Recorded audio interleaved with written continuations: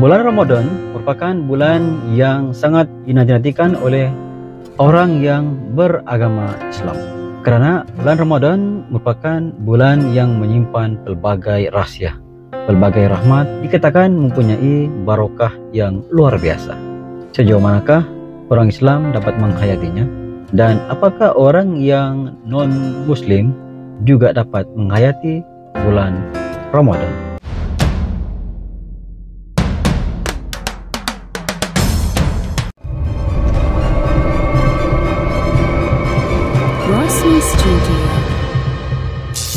Assalamualaikum warahmatullahi wabarakatuh. Kembali lagi bersama Razli Studio.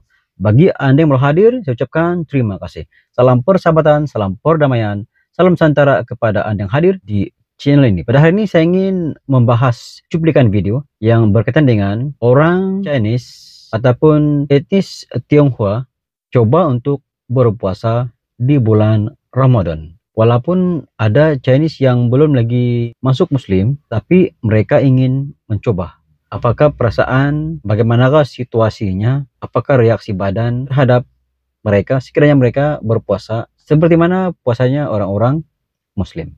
Tanpa basa-basi, ayo kita simak cuplikan video ini. 4 beranak berketurunan Cina tidak kekal untuk berpuasa sepanjang Ramadan sebaik mengetahui serta merasai sendiri manfaatnya terhadap kesihatan badan. Doria Yap, 55 tahun bersama 3 anak perempuannya, Saffron Kang, 32 tahun, Yvonne Kang, 28 tahun dan Sharon Kang, 22 tahun mengakui teruja setiap kali Ramadan kerana tidak mahu melepaskan peluang untuk turut melatih diri menahan lapar dan dahaga. Katanya dia mula berlatih berpuasa sejak Ramadan tahun lalu dan diteruskan sepanjang puasa kali ini kerana merasakan tubuh badannya berasa lebih segar dan ringan sepanjang berpuasa. Menurutnya mereka berempat akan bangun sahur seperti rakan Muslim yang lain selain berbuka tepat pada masanya sebaik azan maghrib berkumandang. Kebiasaannya mereka akan merujuk pembantu rumah warga Indonesia yang juga beragama Islam mengenai masa atau tips berpuasa. Doria mengakui berpuasa bukan sahaja membantunya dalam aspek kesihatan fizikal tetapi kesihatan rohaniah dan moral yang mendidik diri untuk lebih bersabar dalam setiap tindakan. Sebagai seorang Cina yang turut serta berpuasa sepanjang bulan Ramadan ni, walaupun baru seminggu kan, masih banyak hari lagi, this is apa yang saya dapat pelajari. Dia bukan setakat kesabaran saja, but there is more than that. Bagi korang mungkin korang dah biasa pasal habit berpuasa ni, but for me, inilah tahun pertama aku decided untuk mengikut puasa sepanjang bulan Ramadan ni. So aside from kesabaran, there is banyak benda, banyak amalan baru telah dibina, which we know amalan baru adalah bagus sebab dia contribute to kita punya life success, kejayaan hidup. Kita boleh nampak orang yang gagal akan ada amalan yang gagal, pattern dia. Orang yang berjaya ada pattern yang berjaya. So orang yang berjaya sentiasa kena bina amalan baru. Apa yang telah berubah atas diri saya sendiri adalah pengurusan masa, which is setiap pagi kita kena bangun on time, and then kita kena makan, siapkan everything sebelum subuh. Which is kadang-kadang kita kan dekat dunia moden ni banyak distraction. Sambil-sambil makan tu kita scroll social media, kita tengok TikTok, kita tengok this, tengok that. Tahu-tahu masa dah nak sampai. So because the time is limited, kita kena pastikan kita kena siapkan, habiskan sahur by sebelum subuh. Which is benda ni I tak amalkan all this while. Masa makan, tahulah kita akan ada distraction, tengok phone dan sebagainya. Okay, dah masuk subuh dah. Kita tunggu jap. Yang kedua adalah keluar daripada kita punya comfort zone, which is setiap pagi kita kena combat, kita kena lawan the urge of aku nak tidur, aku tak nak bangun, alright. Even the habit of tak apalah, tak nak sahur lah, tapi aku boleh puasa juga, kita skip sahur lah. I paksa diri untuk bangun walaupun rasa penat, walaupun rasa macam tak nak bangun. Every morning until today masih ada lagi, tak tahu boleh bertahan lagi atau tidak, but still this is something yang I tengah push diri I. And lastly ada kesyukuran and never take things for granted. Setitis air, sekeping roti, itu bukan sebenarnya adalah patut, which is dalam kehidupan seharian kita sentiasa merasa ini patut kau buat, itu memang patut, ini memang patut milik aku dan sebagainya. No one owes us anything, that inclusive of God.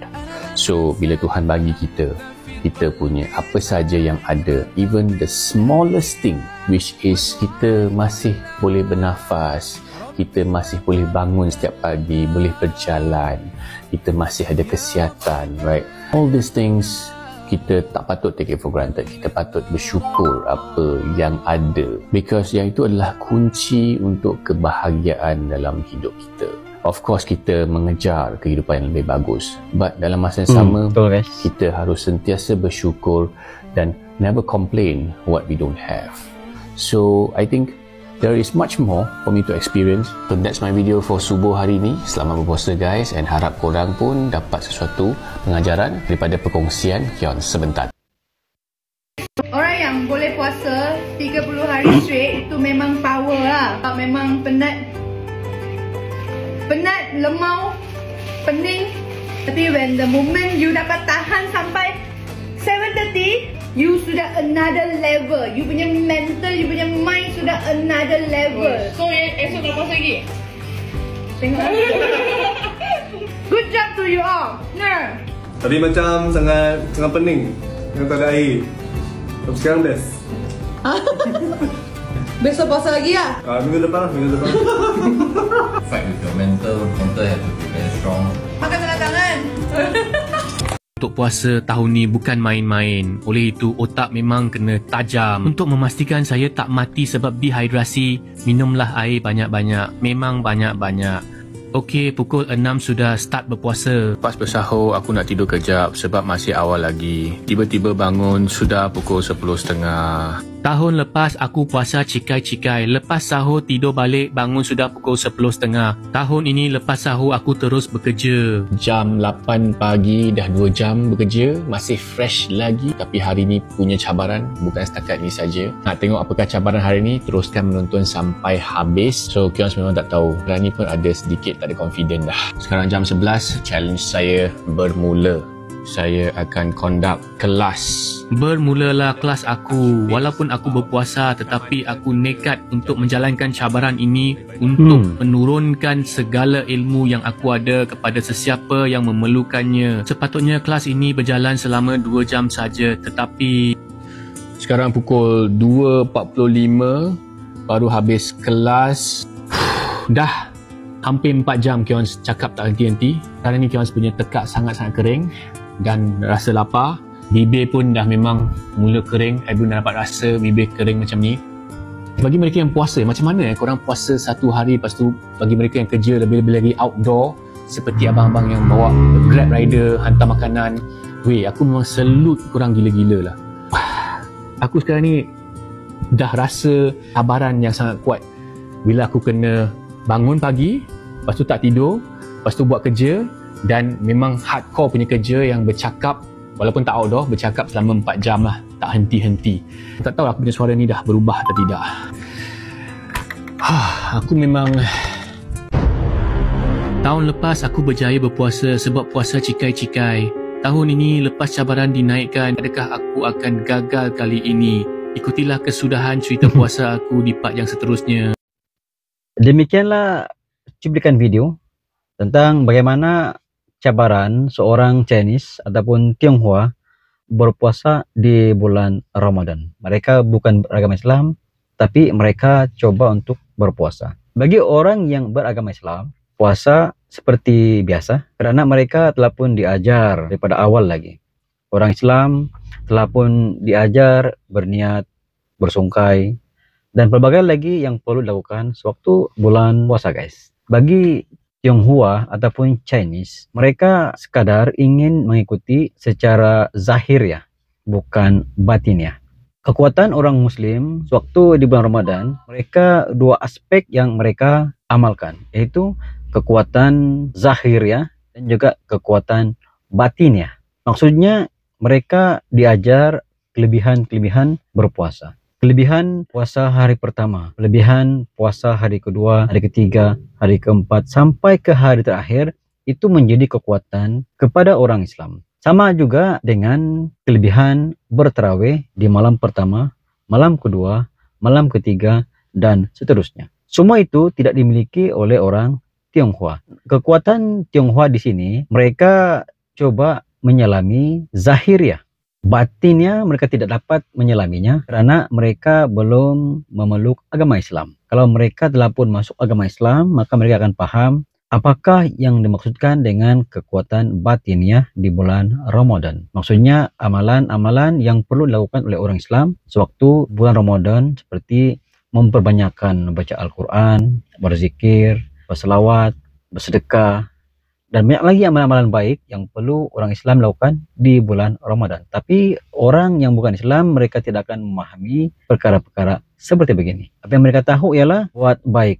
jangan buat jahat. Dalam cuplikan video ini, Tionghoa ini coba membahas kelebihan berpuasa, pelajaran dalam kehidupan kita. Perkara pertama, katanya mengajar kita mengatur masa. Itu antara intipatinya. Karena sahur awal subuh, berbuka ataupun makan setelah berbunyi azan maghrib.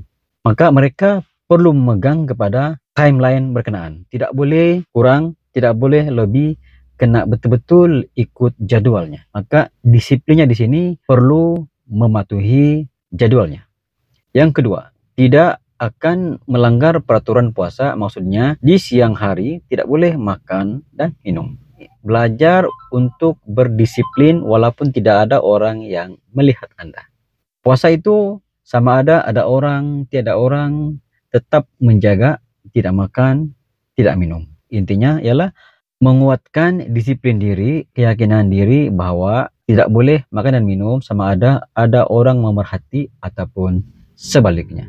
Orang Tionghoa juga sangat salut dengan orang Muslim yang berpuasa cukup 30 hari. Bukan mudah untuk berpuasa cukup 30 hari. Banyak rintangannya, banyak cabarannya guys. Namun bagi Anda yang memahami konsep berpuasa itu, 30 hari bukanlah satu perkara yang susah, tetapi satu perkara yang pada mereka dinanti-nanti setiap tahun guys. Orang Tionghoa yang mempunyai minda yang terbuka, mereka memahami konsep sebenar berpuasa itu. Apakah rahasia secara zahiriah, alam nyata tentang berpuasa? Contoh cuplikan video ini.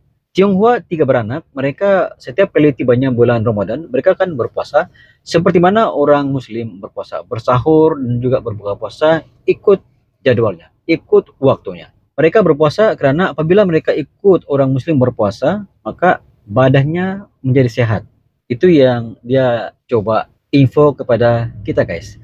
Kalau berpuasa katanya badan jadi sehat, pas itu rasa ringan badannya. Kita mengandaikan sebuah gelang roti buka sehari 18 jam ataupun 12 jam.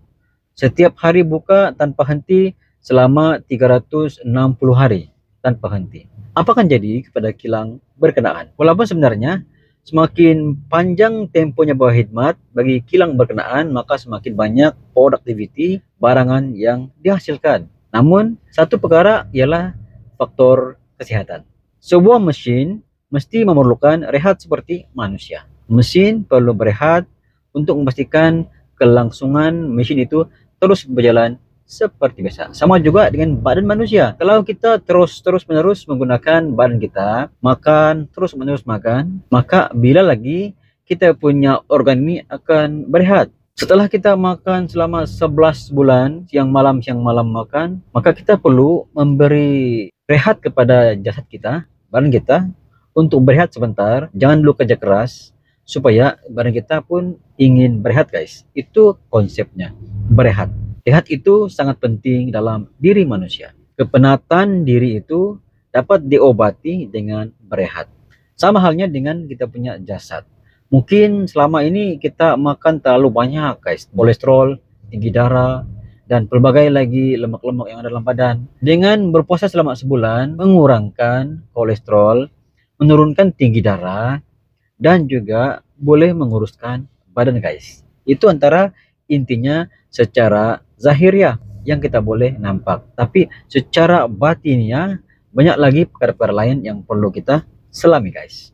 Menurut Anda bagaimana? Apakah etnis Tionghoa bisa menyambut cabaran berpuasa selama 30 hari seperti orang Muslim guys? Itu sedikit sebanyak pandangan daripada Rajli Studio. Sekiranya Anda mempunyai pandangan terkait dengan video ini, Anda boleh komen di bawah sekalian. Jumpa di next video. Assalamualaikum. Bye-bye.